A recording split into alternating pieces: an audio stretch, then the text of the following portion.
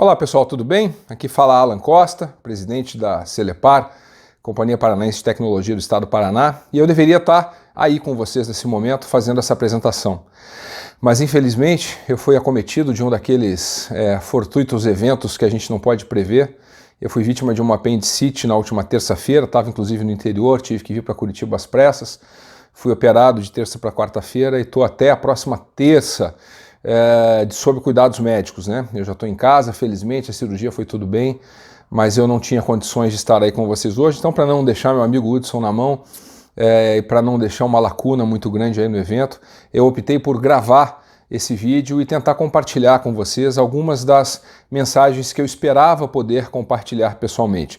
De antemão peço desculpas, esse é um vídeo caseiro, eu estou gravando ele com o celular, então talvez a qualidade não fique tão boa, pode ser que a luminosidade oscile em alguns momentos, dependendo daquilo que tiver aqui na tela, mas o que importa é a mensagem que eu espero passar a respeito desse tema que está aí, né? Mundo exponencial, inovações disruptivas, mundo à frente. Eu quero compartilhar com vocês um pouco daquilo que eu tenho visto nos últimos anos, um pouco do impacto que essas transformações têm provocado na vida das pessoas, para que isso de alguma forma possa servir como inspiração para o trabalho que vocês vão fazer a partir de agora. Esse vídeo que vocês estão vendo na tela é de Charlie Chaplin, 1929, Tempos Modernos. E além da crítica social que Chaplin fazia nesse vídeo, lógico, né, era uma época no início do século passado em que nós, humanos, começávamos a nos tornar máquinas de apertar botões.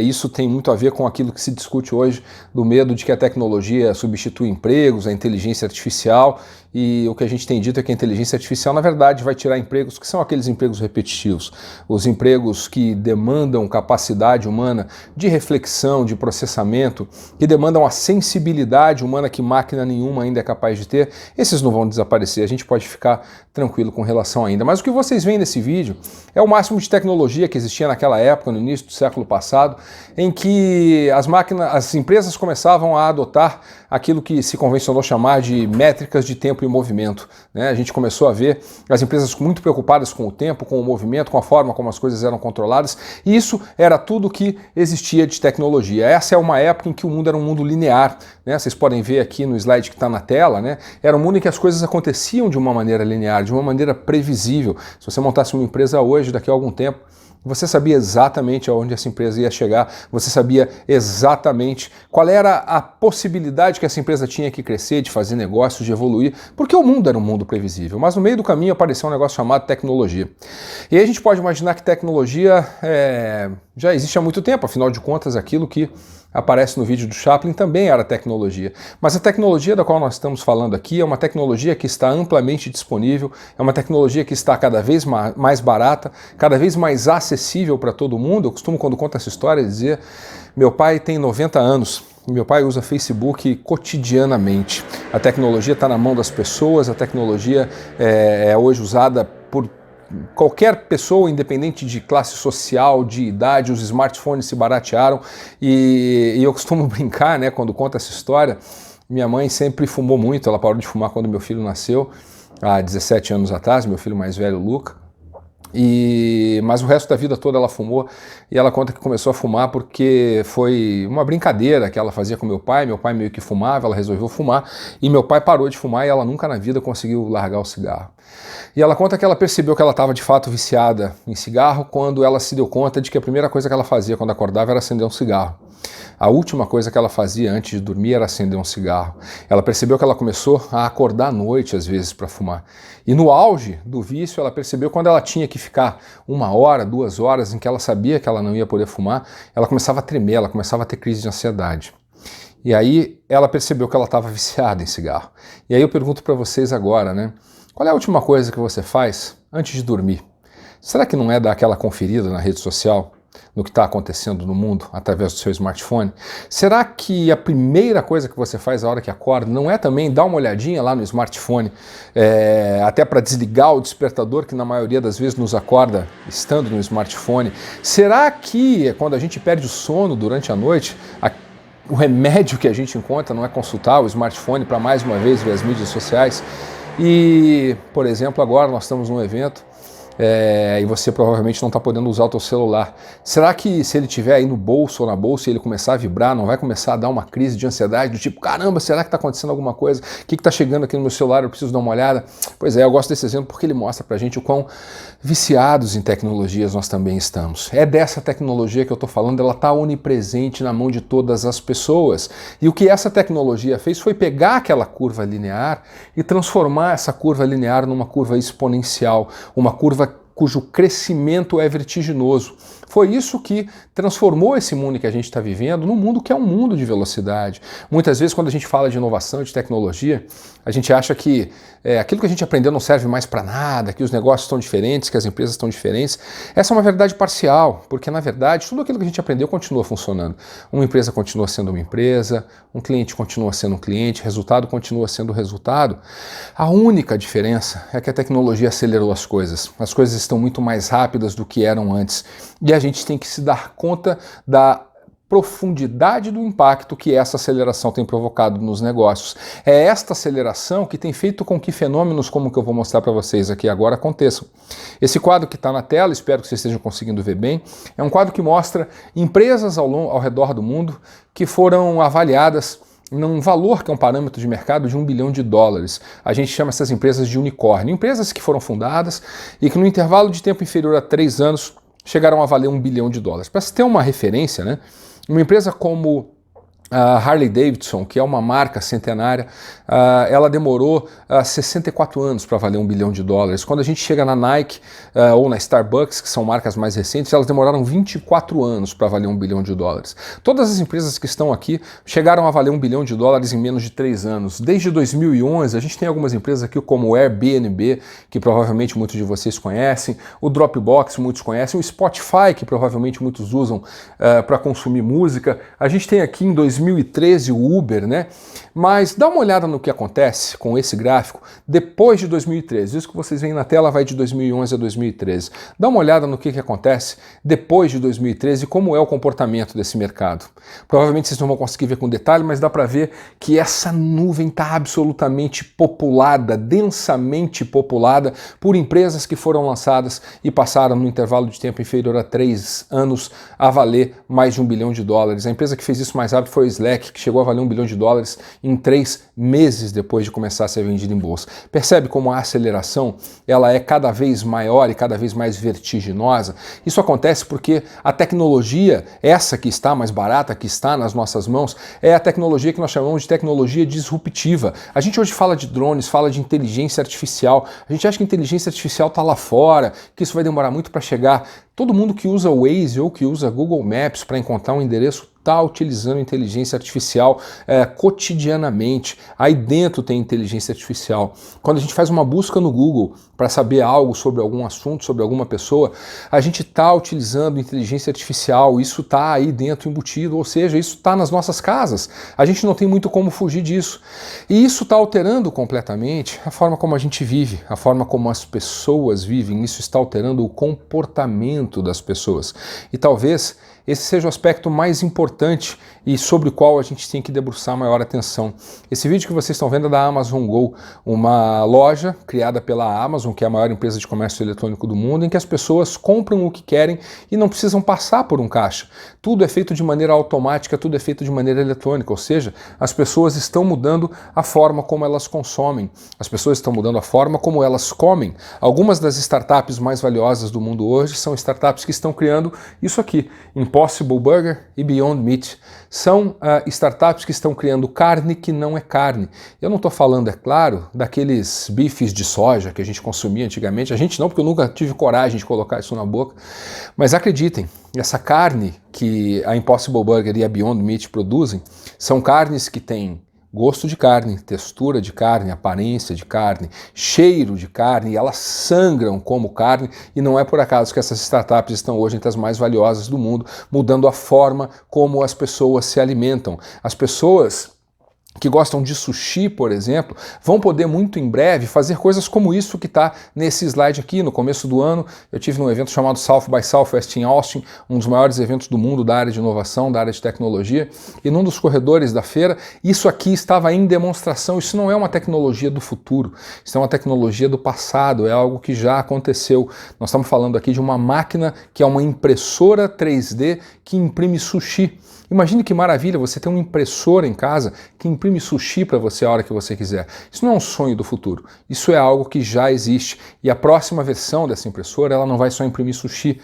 Quando ela imprimir o sushi, antes de imprimir, você vai informar para essa impressora qual é o seu mapeamento genético, algo que hoje é possível fazer até de graça, eu já vou falar disso. E ao saber o seu mapeamento genético, as suas características genéticas, essa impressora vai imprimir o sushi, incluindo no sushi os nutrientes que são importantes para você, um sushi que é feito para você.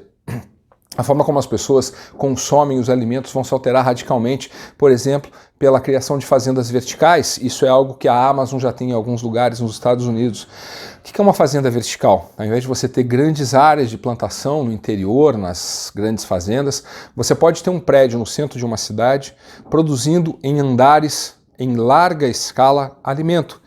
A gente olha para isso e diz, caramba, isso vai gerar um baita impacto nos produtores de comida. Não é só nos produtores de comida.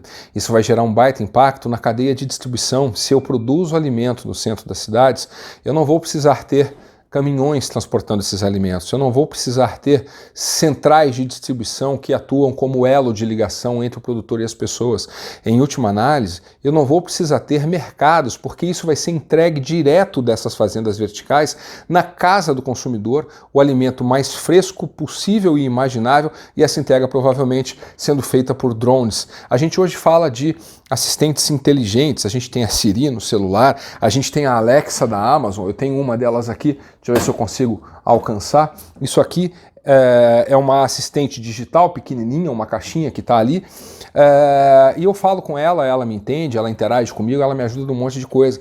E quando a gente vê isso e pensa que essas assistentes digitais hoje custam a partir de $30, a gente fica espantado, pois assistentes digitais são coisa do passado. A gente está falando hoje da existência de condomínios inteiros que são inteligentes. A Amazon, que fabrica a Alexa, que é uma das assistentes mais utilizadas, fez uma parceria com a Lennar, que é a maior construtora americana, e hoje ela faz condomínios inteiros inteligentes.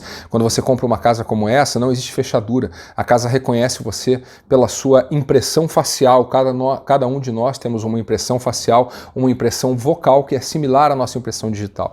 E não para por aí. Quando você entra em casa, a casa pode detectar pela sua expressão facial, utilizando inteligência artificial, o seu estado de humor. E pode começar a tocar a música que ela sabe que melhora o seu humor.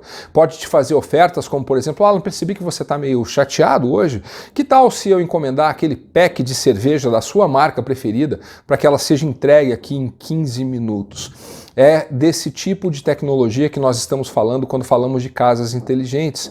Eu falei de mapeamento genético há pouco, no início do século passado, fazer um mapeamento genético de um ser humano, da década passada, fazer um mapeamento genético de um ser humano custava centenas de milhões de dólares. Nessa mesma feira que eu estive em Austin, no South by Southwest, em que eu vi a impressora 3D imprimindo sushi, havia num corredor a oferta para fazer um teste genético de graça. Eu fui lá ver como é que isso funcionava, a moça me deu um cotonete e me disse, passa dentro da boca e coleta saliva. Eu passei dentro da boca, ela me mandou colocar no envelope, selou o envelope e colocou numa urna. 3 dias depois, eu recebi sem pagar nada o meu mapeamento genético, algo que custava centenas de milhões de dólares e hoje é absolutamente de graça. É por isso que a nossa vida nunca mais será a mesma. A gente tem que ter consciência de que isso tudo está transformando a forma como as pessoas vivem, isso está transformando a forma como as pessoas se comportam, e isso está transformando a forma como as pessoas consomem conteúdo. Nós estamos aqui falando de meios de comunicação, mídia, jornais, televisão. Isso tudo está sendo brutalmente impactado por todas essas transformações tecnológicas. É por isso que hoje se fala tanto sobre inovação.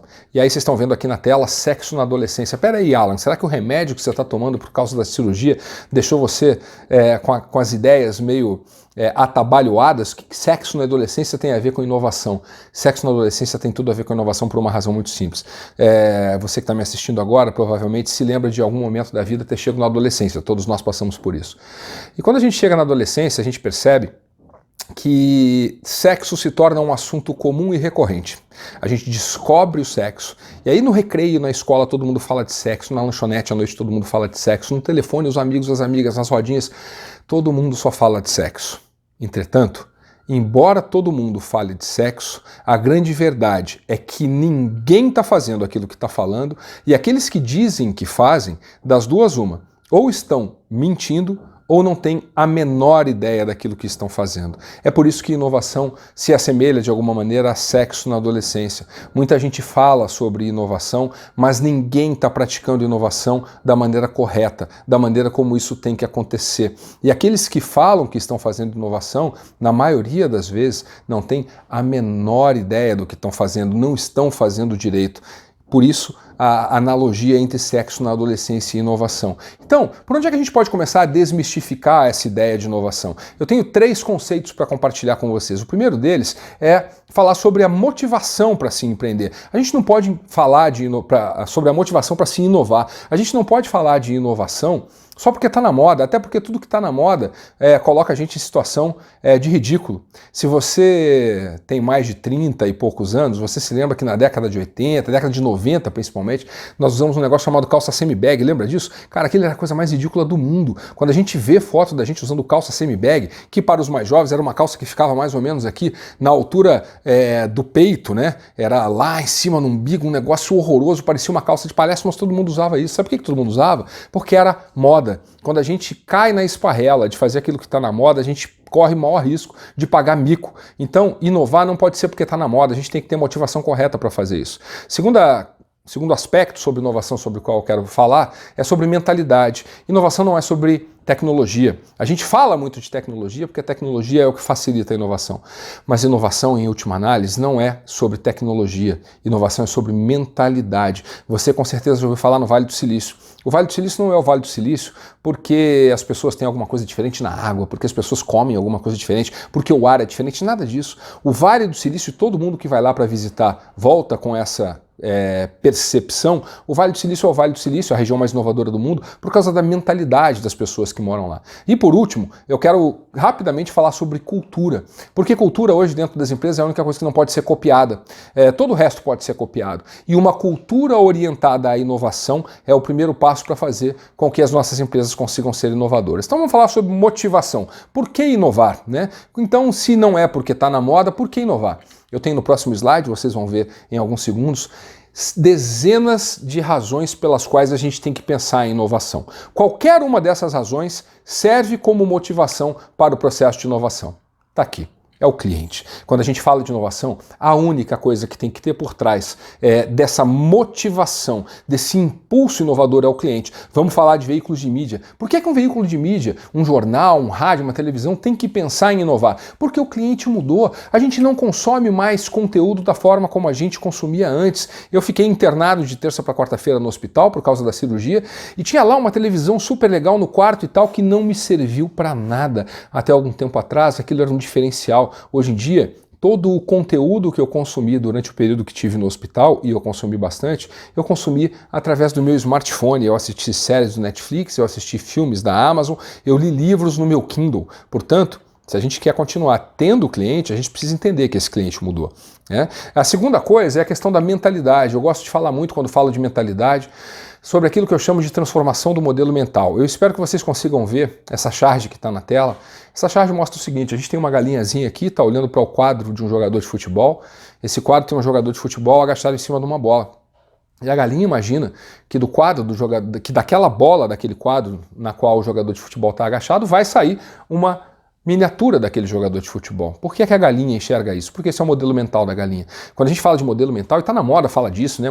Muitos coaches falam de mindset, a gente tem que mudar o mindset. Eu gosto de trazer isso para o português, tornar um pouco mais tangível, e gosto de falar de modelo mental. O modelo mental determina a forma como a gente enxerga o mundo, determina a forma como a gente interage com essas transformações que estão à nossa volta e quais são as premissas nas quais a gente vai embasar aquilo que a gente quer promover de transformação. Se a gente tiver como premissa, como modelo mental, que o mundo não mudou tanto assim, o consumidor continua sendo o mesmo, ele continua querendo ter um jornal em papel para que ele possa sujar os dedos de tinta, vai ser muito difícil eu pensar em transformação, porque a minha crença me leva a uma direção em que não faz sentido mudar, porque o meu modelo mental pressupõe que o modelo que eu estou adotando, o modelo de comportamento, baseado nessas minhas referências, ainda é válido. Já se eu incorporo no meu modelo mental a necessidade de promover transformação, porque esse mundo à minha volta está mudando, pode ser que isso comece a resultar em uma ação concreta. E eu, como já disse, isso é necessário porque nós estamos falando de um novo consumidor.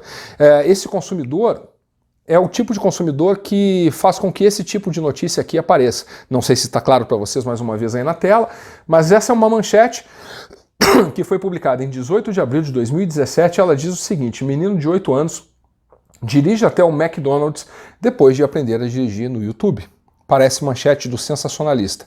Acredite, não é. Isso aconteceu de fato nos Estados Unidos. Um casal de crianças, um de 8 e uma de 5 anos, estavam em casa jogando videogame, brincando, o pai e a mãe dormindo, e o menino de 8 anos, ou deveria talvez eu dizer o meliante de 8 anos, vira para sua irmã de 5, talvez melhor caracterizada como sua cúmplice de 5, e diz a ela: puxa vida, eu tô com fome. E ela diz: eu também. E ele diz: que tal se nós fôssemos comer um hambúrguer? E ela fala: adorei a ideia, mas como é que nós vamos fazer isso? Papai e mamãe estão dormindo. Ele responde: não tem problema. A gente pega esse negócio que está parado aí do lado de fora de casa e faz como eles fazem. Nós vamos sozinhos até o McDonald's. Imagine que isso é um filme, corta a cena, na próxima cena existe uma atendente do McDonald's no drive-thru do McDonald's olhando pela janelinha, e o que ela enxerga? Ela enxerga um menino de 8 anos sentado no volante de uma minivan com a sua irmã de 5, com um tablet virado para ele. Esse tablet está conectado à internet e ele está aberto no YouTube. E o vídeo que está em execução chama-se Tutorial Como Dirigir um Carro. Percebe? Esse é o consumidor, esse é o público que está vindo aí. Eu costumo brincar com isso também, né, falando que eu percebo essa diferença em relação ao meu filho Luca, que tem 17 anos, e a minha filha Mariana, que tem 2 anos e meio, 2 anos e 7 meses. Né? O Luca nasceu numa era em que a internet já era uma realidade. A Mariana nasceu numa época em que a internet é algo como respirar. Ela não conhece um mundo sem conectividade. Outro dia a Mariana pegou aqui em casa uma revista dessas velhas, tradicionais, que a gente usava para se atualizar antigamente, e ela em 15 segundos jogou a revista longe. Por que ela jogou a revista longe? Porque ela começou a passar o dedo nas páginas e nada acontecia. Essa é a geração dela e essa é a geração que está consumindo qualquer coisa que a gente queira colocar no mercado. Isso que vocês estão vendo na tela são aquelas famigeradas patinetes com as quais a gente está tendo que aprender a conviver. Por que é que esses patinetes estão fazendo tanto sucesso? Porque existe um vazio que responde pela mudança de comportamento do consumidor, que não quer mais poluir, que não quer mais utilizar veículos a combustão, que quer se deslocar sem impactar o meio ambiente. Esse é um outro exemplo de uma startup americana chamada Freda, que mais uma vez identifica um vazio de mercado e uma mudança de comportamento do consumidor. Que mudança de comportamento é essa? A busca por uma comodidade cada vez maior. O que a Freda faz? É simples. Ela permite que mulheres se cadastrem no site, informem algumas informações, coloquem lá alguns dados a respeito das suas necessidades, a respeito de si mesmas, dados pessoais, e através de um algoritmo de inteligência artificial, a Freda aprende qual é o ciclo menstrual das suas consumidoras. Sabe para que ela faz isso? Para que 3 dias antes do início do ciclo menstrual, todas as mulheres que são clientes da Freda possam receber em casa um pacote com os absorventes, tampões, seja lá o que for necessário, para que elas possam passar pelo ciclo menstrual de maneira automática. Esse é um outro exemplo, consumidor que a comodidade é isso que a Amazon faz por eles. Esse é um botão chamado Amazon Dash. O Amazon Dash faz o seguinte, você coloca ele na sua máquina de lavar, por exemplo, naquele momento que você vai lavar a roupa, em que você percebe que usou o último sabão de em pó que você tinha ali e que você vai precisar de sabão em pó da próxima vez, você simplesmente aperta esse botão. O que acontece? No dia seguinte, 24 horas depois, tem sabão em pó entregue na porta da sua casa. Isso funciona para itens de mantimento, isso funciona para pasta de dente, sabão em pó, shampoo, o que você imaginar. É a Amazon criando formas de entender essa necessidade desse consumidor e entregar conveniência. Aqui um outro exemplo. O Alibaba é o maior site de comércio eletrônico do mundo. O Alibaba identificou na China que 222 milhões de pessoas são idosas e que essas pessoas têm dificuldade de consultar os seus celulares e de utilizar os aplicativos de comércio eletrônico para fazer compras. Isso não quer dizer que essas pessoas não queiram consumir, muito pelo contrário, o que essas pessoas não tinham era a possibilidade de consumir. E quando a Alibaba percebe essa mudança no consumidor, agora não mais millennial, mas de idade já avançada, percebendo, identificando que ele quer consumir, só não o faz porque as letrinhas dos aplicativos são muito pequenas, ele cria um aplicativo e inclui no processo de comércio eletrônico 222 milhões de pessoas. Ou seja, as oportunidades estão aí. A gente só tem que ter o modelo mental adequado para identificar qual é o padrão de comportamento deste novo consumidor, tenha ele que idade tiver, para poder inovar e entregar aquilo que ele precisa. E para a gente encerrar, eu quero falar rapidamente sobre cultura. A gente fala muito que inovar é muito difícil. Por que a inovação não acontece? Inovar é tão complicado, as pessoas resistem à inovação, é fato. A inovação não acontece por uma razão muito simples. Porque as empresas, em geral, se tornam empresas que a gente chama, a literatura chama de organizações dinamicamente conservadoras. O que isso quer dizer? São empresas que morrem de sucesso. Como assim morrer de sucesso? Como é que isso é possível? É mais fácil do que parece. Uma empresa que morre de sucesso é aquela empresa que faz alguma coisa muito bem feita. Qualquer empresa que dá certo, ela só dá certo porque fez alguma coisa de uma maneira muito bacana e isso fez com que ela tivesse clientes. Nesse momento, a empresa pode começar a morrer de sucesso. Por quê? Porque ela se pega essa prática que deu certo e ela jamais consegue correr o risco de gerar uma inovação, porque isso significa abrir mão do modelo bem-sucedido que ela criou. Nós humanos gostamos daquilo que é conhecido, isso é uma tendência inexorável, inquestionável, a gente gosta de andar por terrenos conhecidos, principalmente se esse terreno conhecido nos levou por um bom caminho, que é o caso da maioria das empresas que estão desaparecendo. Elas não perceberam que o mundo à sua volta se transformou e continuam agarradas a velhas práticas de forma tão efusiva que elas morrem sem perceber que a causa da sua morte é exatamente o apego àquelas práticas que a levaram ao sucesso. Porque no final do dia não existe empresa inovadora e por isso eu falei tanto sobre mentalidade. No final do dia nós não estamos falando de tecnologia. Aquilo que faz a diferença para o processo de inovação em qualquer empresa, de qualquer ramo, de qualquer segmento, é aquilo que a gente chama de gente. São as pessoas, é a mentalidade das pessoas, é a forma como as pessoas entendem e aproveitam a mudança para criar novas oportunidades. E dentro desse contexto, não há como fugir.